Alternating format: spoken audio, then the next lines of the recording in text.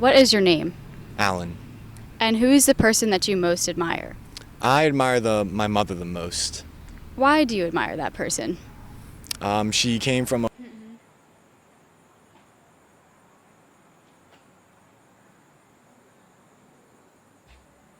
It's so bright out here.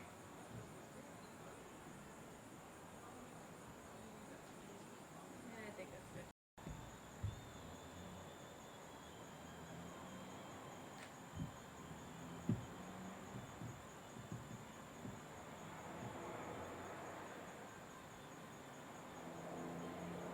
What is your name? Jess, Who's the person you most admire? my significant other. Why do you admire that person? I admire that person because they support me and they help me reach my goals. What do you want to say to that person? I would want to say